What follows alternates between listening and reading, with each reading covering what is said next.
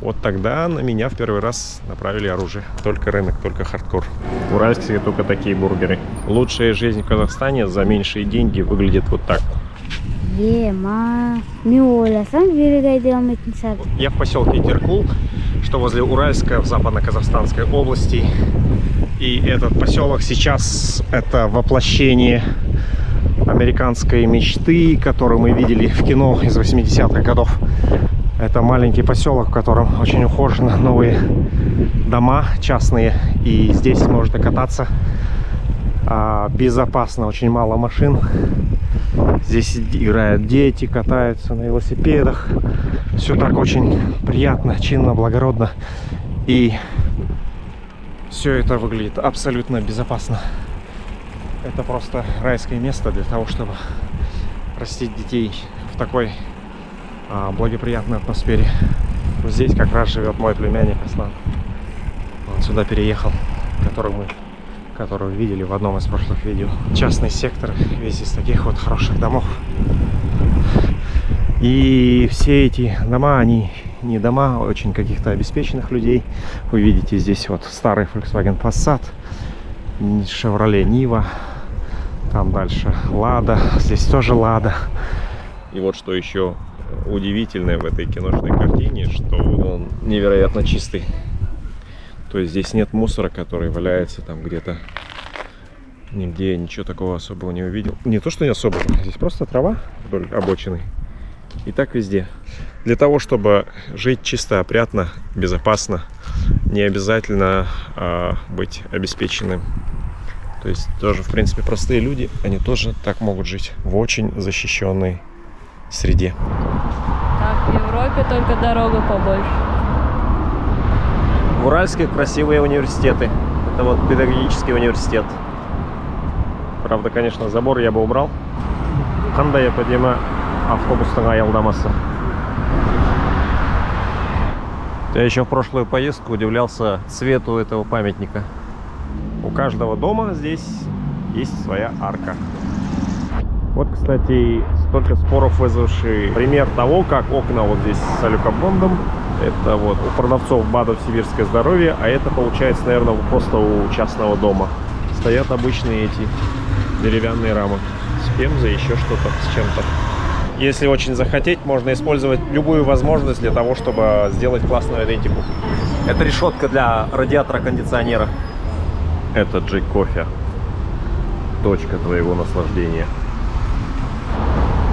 Скажите, классный дизайн входной группы магазина. А это кручу-верчу, обмануть тебя хочу. Недолгая жизнь бизнеса вот того самого Bubble Tea.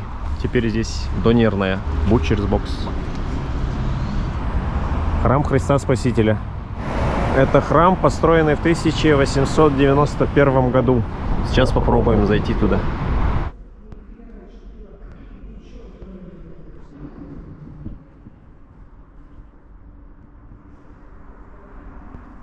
В Уральске, как всегда, очень много клумбовых цветов.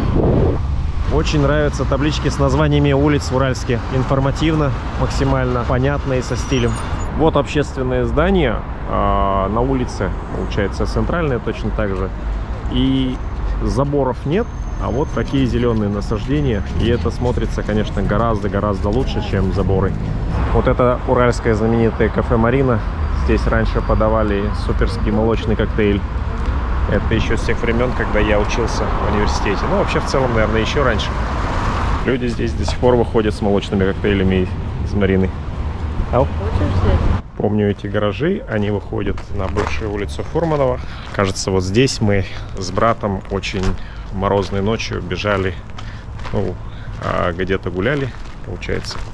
Возвращались, побежали, потому что нам было очень холодно. Ну, то есть, куда и здесь нас догнали милиционеры тогда, приказали остановиться с оружием, направили нас с оружием, начали нас, не помню, обыскивать, проверять документы. Они подумали, что мы где-то что-то украли, и поэтому бежим.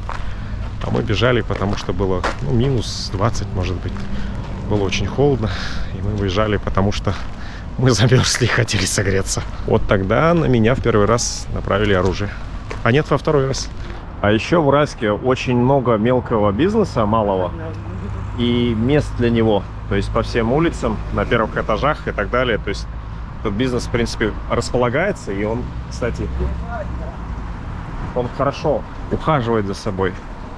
Очень красиво здесь, смотрите. Это же вообще невероятно красиво. А локальный бизнес хорош тем, что вот в отдельных случаях они сами берутся за благоустройство прилегающей к ним территории и выходит иногда довольно интересно. Прибавляет шарма этому городу.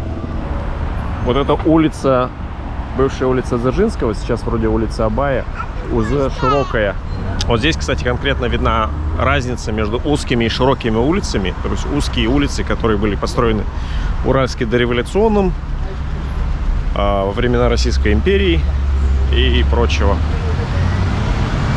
Они удобны для того, чтобы ходить пешком или что-то еще. А вот советские улицы, призванные показать ничтожность человека и, как это сказать, огромность страны, вот уже пешком в них неудобно ходить. Конечно, нам тут легко пристроить свою машину, больше полос и так далее, но для пешехода они уже не такие интересные.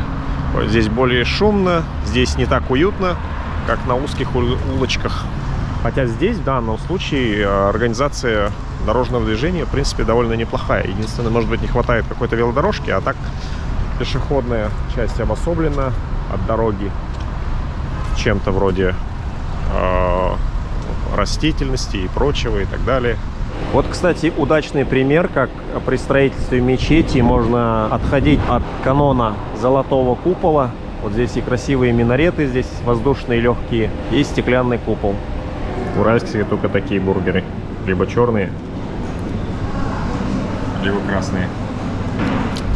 Мы попали на какое-то, кажется, мероприятие для молодежи, когда приехали смотреть на новую площадь Уральска. Там что-то происходит. Сейчас узнаем, что.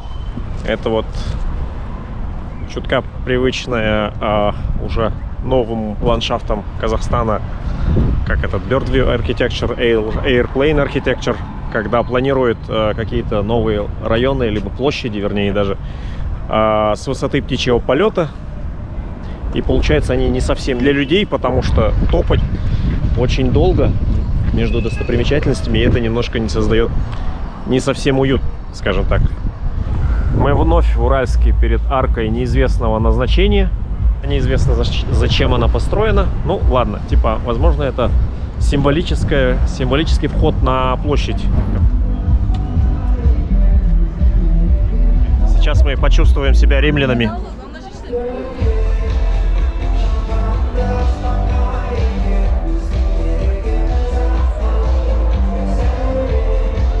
Я подошел спросить здесь продавщиц разного всякого снеков, чей концерт, мне сказали. Одна девушка сказала, что это концерт какого-то Артура, другая поправила, что это молодежный концерт.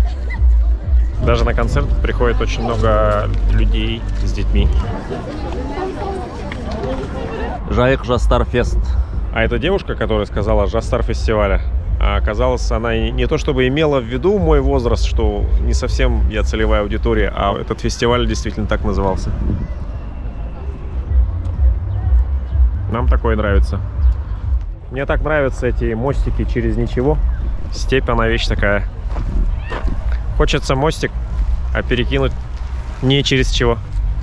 В целом, собственно, как и 20 лет назад, молодежь в Уральске очень любит пешие прогулки. Этому способствует, во-первых, то, что здесь не так много развлечений для них, а во-вторых, безопасная пешеходная среда.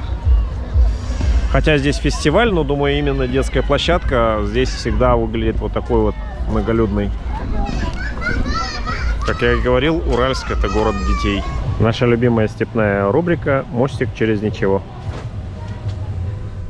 Это река Урал, также известная как Жайык. Здесь течения очень сильные, очень быстро относят.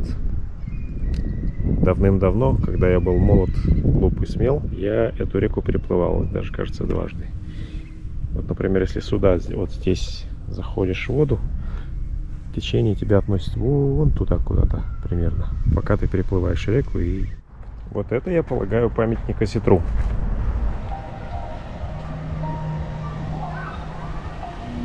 Biz Şahan Özendemiz. Біздің бүгін капитанымыз Айдея. Здесь есть различные аттракционы, например, вот с моторной небольшой лодкой, которым сейчас вот управляет Айдея. Вот, видите, они, наверное, одни из самых популярных аттракционов здесь. Что интересно, нету САПов вообще. Здесь хоть приходи и разворачивай бизнес с САПами. Прикинь, такая полноводная какая вот чувствуется. Смотри, берег такой пологий. Еще чуть-чуть и перельется. Сейчас мы полезем в колесо обозрения.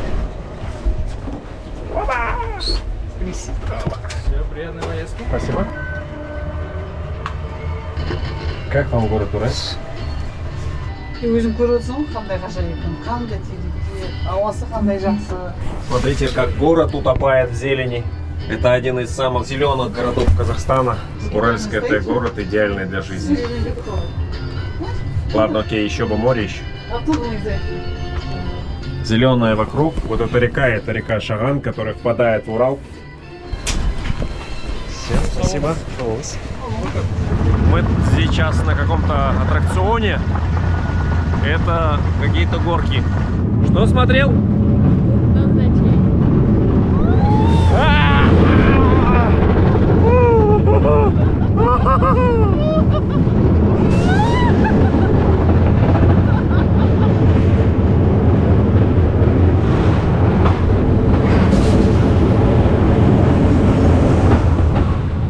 Еще один момент, который не устает меня удивлять, когда я приезжаю в городах западного Казахстана, это вот. Это сейчас Алматы, а это Уральск. Здесь практически день. Сейчас время 19:59. Закат в Алматы был 58 минут назад. А здесь ты только начинаешь планировать, как провести вечер. Лучшая жизнь в Казахстане за меньшие деньги выглядит вот так. Люди гуляют в комфортной, безопасной, светлой среде. И светло будет, еще часа два точно будет светло. Для того, чтобы прогуливаться вот так. И повсюду на детских площадках полно детворы, мам, которые выгуливают своих котяток. Просто везде полно детворы. Мы в ЗКТУ. Вот то, что в прошлом году только-только здесь начинали строиться, и вот эти вот 2-3 вот сквозных прохода отдали под какую-то кофейню. Честно говоря, я разочарован. Ну, кофейня, наверное, это здорово, но вот настолько, чтобы это ужасно. Место под эту кофейню отдали столько, но вы видели, настолько просторную кофейню вообще. Это же банкетный зал кофейный. Вот. То есть весь центр, он отдан под кофейные танцы. Очевидно, что здесь будут проводить трендовые рейв-вечеринки в кофейне. Еще то, что недорассказал в прошлый раз, вот по территории университета стоят в ряд несколько корпусов, и между корпусами проходит вот такая, как это называется, такой коридор закрытый, через который можно проходить через весь университет в любую погоду и непогоду. В Уральске, как и в Алматы, наверное, как и в других городах, предприятия, которые перерабатывают пластик, получается, ставят вот такие сеточки возле мусорных контейнеров, для того, чтобы люди туда складывали бутыли, какие-то другие пластиковые отходы. Сортировка мусора в стране в целом, она будет эффективно развиваться только если она будет делаться из экономических соображений, а не из каких-то идеологических, экологических и прочего. Когда это делается из-за всяких национальных программ или что-то еще, это всегда показушно, неэффективно. Там тратится больше денег на пропаганду, на все прочее, нежели на действительно что-то экологичное. Только экономика, только рынок, только хардкор. Вот еще один элемент городского планирования нового Казахстана, по крайней мере, который я раньше не видел и не замечал. Вот в новых районах это вот различного рода вот такие сцены, и перед ними ряд скамеек для того, чтобы проводить какого-то рода мероприятия. Еще в Уральске в отдельных районах, к слову, построенных по программе социального жилья, есть вот такие вот дорожки для автомобильного транспорта, подъездные дорожки к подъездам. И есть вот такие отдельные между подъездами дорожки для пешеходов. Хотя я не сильно приветствую то, что вот эти машины довольно близко подъезжают к подъезду. Ну, там бывает, конечно, что-то надо выгрузить, еще что-то. Но вот такая вещь, как отдельно обособленная дорожка для пешеходов, очень радует. очень удобно, когда подходишь к продуктовому магазину или к вендинговому автомату. Я посреди реки, снова Шаган, и я в шоке, потому что я сейчас, прямо сейчас, вот на этом узком сапе, весь в одежде, и он достаточно неустойчивый. Оказалось, вот эти кораблики плавают, и думал, ну, типа, здесь сапов нету, а на самом деле здесь есть ребята, которые сдают сап в аренду, и очень недорого, кстати, вот час 3000 тенге.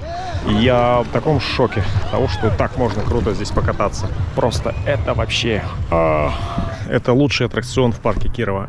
Приехать в Уральск и покататься на сапе на Шагане, я мечтал об этом несколько лет, думал, что привезу свои сапы.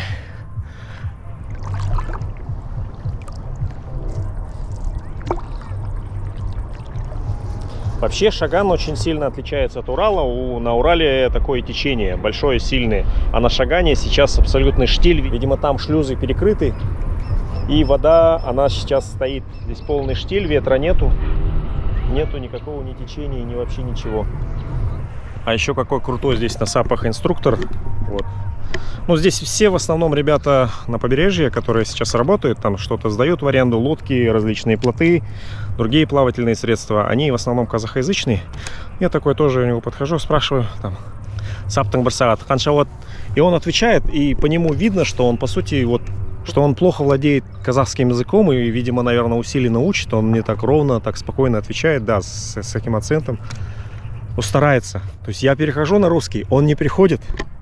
Ну, то есть он дальше старается говорить на казахском языке. И он такой, ну, очень грамотно мне все объясняет. То есть не то, что объясняет, он сходу все понимает. Я говорю, я прошу у него, вот, я смотрю, ребята мне вытаскивают такой-то сап толстый, а они очень устойчивые, на самом деле, но на них немножко скучно кататься, вот, чем на каких-то более-менее узких. Это, конечно, не гоночный сап, но тем не менее.